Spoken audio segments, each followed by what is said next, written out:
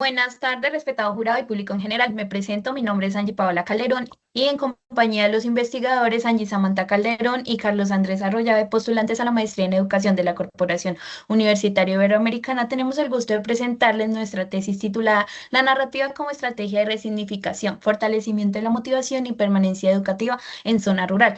Nuestra investigación fue desarrollada en la institución educativa rural Playa Rica, municipio de Valparaíso, Caquetá, territorio marcado por la vulnerabilidad socioeconómica y las secuelas del posconflicto. Nuestro problema de investigación nace de la desmotivación de los estudiantes y la deserción escolar.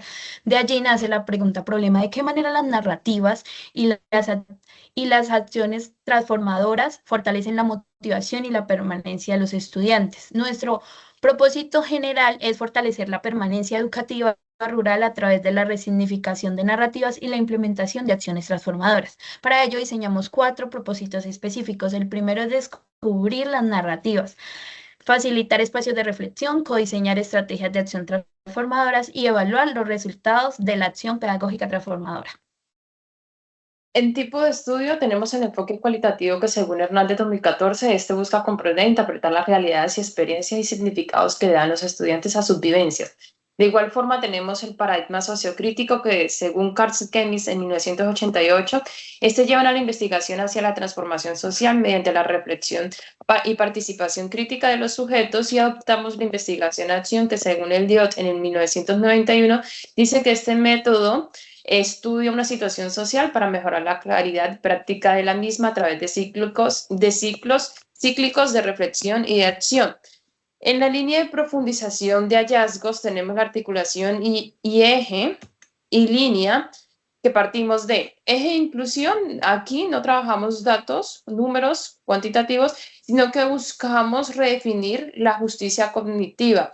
¿Qué implica esto? En reconocer esas barreras físicas, geográficas y subjetivas del estudiante y llevarlas al aula como una realidad pedagógica que es sumamente validada. En la línea tenemos el vínculo comunitario, aquí la familia, la abuela, la madre, se adopta como ese agente externo fundamental que es motor de la permanencia y del arraigo.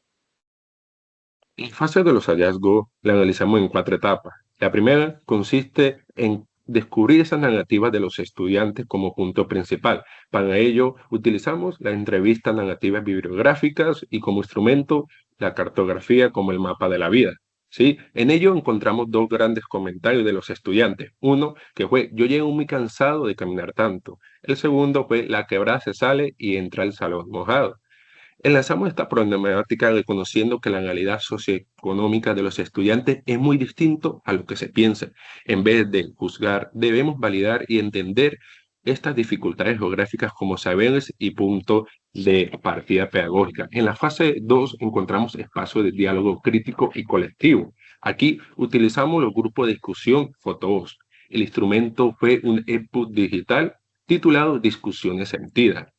En este hallazgo fue que mediante la foto los estudiantes empiezan a tener voz y voto de a partir de su imagen visual, ¿sí? Ya que al momento de descubrir estas vivencias individuales y socializarlas con la comunidad, ya empiezan a tener el por qué los estudiantes empiezan a tener una falta de motivación ahí en las escuelas. Seguimos con la fase 3.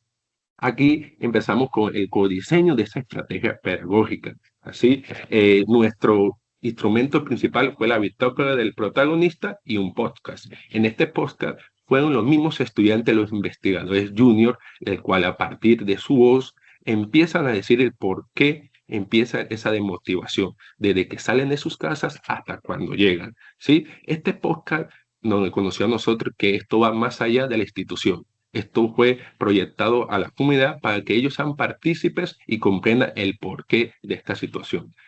Seguimos con la fase 4, que es evaluar este resultado de la acción pedagógica. Aquí sistematizamos, ¿sí? Esto empieza como ese motivo, ese hallazgo principal fue que esa carta al yo del pasado que se hizo como instrumento, que la estudiante 16 comenta, me quedo porque la escuela ofrece un mejor futuro y una mejor autodeterminación.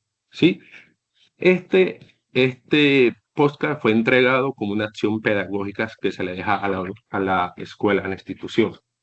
Seguimos con esa parte de inclusión y vínculo comunitario. Aquí la estudiante F16 nos cuenta que a partir de sus experiencias vividas empieza una desmotivación, ¿sí?